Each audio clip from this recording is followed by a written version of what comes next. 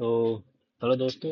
आज अपन ये question number 3 करेंगे। अपन ने पिछली क्लास में ट्यूटोरियल 5 का पहला दूसरा और चौथा भी देख लिया था कैसे करना है। 3 क्वेश्चन इंपॉर्टेंट है, थ्योरेटिकल क्वेश्चन है, आ सकता है। और ये एक प्रकार से कॉन्सेप्ट है जिसको आप पहले दूसरे और चौथे क्वेश्चन में भी अप्लाई कर सकते हो।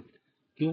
अ, यदि फंक्शन ये जो रहता है वाई डैश ऑफ एक्स, यदि ये टाइम पर डिपेंड नहीं करता है, यदि फाइव फाइव ऑफ एक्स यदि टाइम पर डिपेंड नहीं करता, specially does not depend on time, और ये only explicitly does not depend, यदि five days does not explicitly depend on x, that is a five is equal to five y by day. तो so that this is situation में या time पर यदि position के terms में लिखी हुई है इस प्रकार आपकी वाई वाई डेज और टी भी लिखते होंगे आप, तो यह मतलब या पोजिशन पर डिपेंड नहीं करे या टाइम पर डिपेंड नहीं करे, तो देन फिर आफ्टर क्या कर सकते हो दोस्त आप? Del F upon del del F upon del Y dash minus Y is equal to constant कर सकते हो आराम से, कोई दिक्कत नहीं है। मतलब यदि आप यहाँ पर आपने यदि आइलर डायग्राम इक्वेशन लगाते हो तो इक्वेशन वोशन निकालने में बहुत दिक्कत आती है। तो यदि आपका कोई भी एक फंक्शन रहता है यहाँ पर, यदि आप अपन ने करे थे फंक्शन वाई वाई डैश और एक्स, तो यदि ये मेरा फंक्शन यदि एक्स पर डिपेंड नहीं कर रहा था, यदि एक्स पर डिपेंड नहीं कर रहा तो आपको लैग्रेंज इक्वेशन लगाने की कोई जरूरत नहीं है। आप डायरेक्ट क्या कर सकते हो? एफ, या मतलब इसको कांस्टेंट लोगे तो इसका माइनस कॉमन लोगे तो भी कांस्टेंट ही आएगा, कोई दिक्कत नहीं है। F minus del del F upon del Y dash, और यहाँ Y dash is equal to zero रख दो क्योंकि जीरो भी एक कांस्टेंट है। तो यहाँ पर जीरो की तरह आप इसको भूल कर सकते हो, ठीक है। तो इसको अपन प्रूव करते हैं। अब यहाँ पर यदि प्रूव कैसे करेंगे, देखो। देखो इसको प्रूव करना स्टार्ट करते हैं अपन। पहला क्वेश्चन में बोला गया है कि वाई वाई डैश और एक्स, इसमें एक्स पर डिपेंड नहीं कर रहा। एक्स पर डिपेंड नहीं कर रहा तो फाई किस पर डिपेंड करेगा? वाई वाई डैश पर। Okay, no problem. तो यहाँ से अपन आइलर लांगरा इक्वेशन लगाते हैं। आइलर लांगरा इक्वेशन क्या बोलती है? अपन डी अपॉन डी एक्स, क्योंकि यहाँ पर टी होता है डी टी आता है, del F upon del Y dash minus del F upon del Y is equal to zero. ये मेरी आइलर लाग्रांज इक्वेशन है। अब इसमें आइलर लाग्रांज इक्वेशन में मैं वाई डेज का मल्टीप्लाई कर दूंगा। तो multiply by the Y dash. तो मैं वाई डेज का क्या कर दूंगा दोस्तों? मल्टीप्लाई कर दूंगा। तो D upon D x del F upon del y days और y dash minus del F upon del y और y dash is equal to zero. मैंने वाई डैश का क्या कर दिया दोस्त? मल्टीप्लाई कर दिया। अब थर्ड स्टेप में क्या रहेगी? मुझे प्रूव करना है, क्योंकि आइलर इक्वेशन से ये चीज प्रूव करनी है। मुझे क्या चीज प्रूव करनी है दोस्त? ये चीज प्रूव करनी है कि मेरा तो मैं थर्ड स्टेप क्या रहेगी? ये ऐसा कैसा रहेगा? Del upon del Y dash. अब ये चीजें क्यों कर रहा हूँ मैं तुझे अभी अभी बताऊंगा। पहले मैं स्टेप बाय स्टेप वो प्रोसेस करता हूँ मैथमेटिकली पार्ट, और ये मैथमेटिकल पार्ट करने की मेरी क्यों जरूरत पड़ी वो तुझे अभी रिप्रेजेंट करूंगा। वाई डैश कर दिया तो क्या कर दिया? प्लस और माइनस तुझे करना है del F upon del Y dash y double dash. इसी प्रकार इसको माइनस भी कर दे, del upon del Y dash y double dash. अब यहाँ पे मैंने प्लस भी कर दिया है माइनस भी कर दिया, तो रिमेनिंग पार्ट कौन सा बचा? ये वाला। तो ये वाला पार्ट को ऐसा कैसा लिख दिया।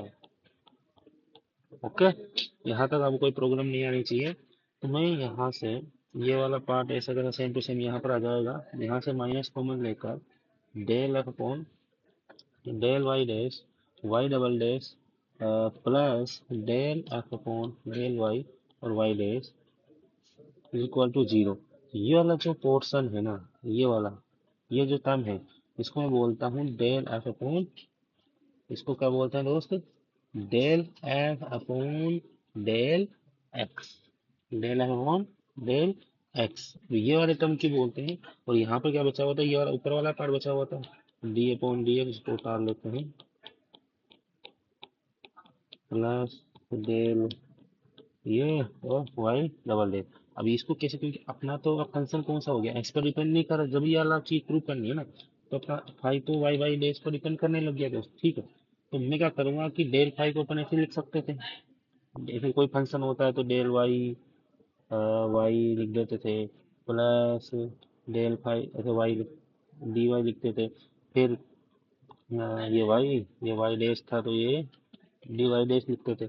अब यहाँ पर एक्स डेरिवेटिव हो गया, डी एक्स डी एक्स, तो del del phi upon del Y, ये वाई डैश है, plus del phi upon Y dash, ये क्या हो गया वाई डबल डैश। ओके, तो डेट इसका यही चीज है, तो मैं इसको आराम से कर सकता हूँ। तो इसको इक्वेशन नंबर 1 बोल देता हूँ, इसको इक्वेशन नंबर 2 बोल देता हूँ। तो फ्रॉम इक्वेशन 1 एंड 2, तो फ्रॉम इक्वेशन 1 एंड 2 से क्या होगा, मैं वैसे को पोर्शन रख दूंगा, D upon D x del upon del Y dash plus del phi Y double dash, और इसकी जगह minus del phi upon del X equal to 0। यहाँ तक आपको कुछ ना कुछ समझ में आया होगा मैथमेटिकली, पोर्शंस यहाँ तक अपन ने कवर करेंगे। अब क्या करना है, ये जो वाई डबल डैश है इसको मैं क्या कर सकता हूँ, del Y dash upon del X लिख सकता हूँ, नहीं लिख सकता? तो मैं क्या इस चीज की जगह ये लिख सकता हूँ, तो D upon D x del phi upon del Y dash हो गया plus del phi del Y dash del Y dash upon del X Y double dash को लिख दिया है, minus del phi upon del X is equal to 0। अब क्या करा मैंने, del upon del upon del X del phi del phi dash del phi del phi dash और dot Y dash. अब मैंने इसको अंदर ले लिया है। अंदर लेने का मतलब क्या होगा, जब मैं इसको डेरिवेटिव करूंगा तो पहले वाई डैश बाहर निकलेगा, ये वाली टर्म आएगी, फिर वाई डैश अंदर रहेगा तो ये वाली टर्म्स आ जाएगी, और उसका डेरिवेटिव कौन सा हो जाएगा, ये बात समझ में आएंगी? हाँ दोस्त, बात समझ में आई या नहीं आई? तो इस पूरे वाले जो टर्म्स है ना, इस पूरी वाली टर्म्स को मैंने इस टर्म्स में लिख दिया है, और minus del phi upon del X is equal to 0 बचा। तो मैं यहाँ से डेल अपॉन डेल एक्स दोस्त कॉमन ले लिया, तो del phi upon del Y dash Y dot minus five is equal to 0। Del by del X की कोई क्वांटिटी, अब ये 0 कब होती है, जब ये कांस्टेंट होती है। तो दैट मीन्स मैं प्रूव कर सकता हूँ कि डेल फाइव वाई डैश कोष्टक y dash five is equal to 0।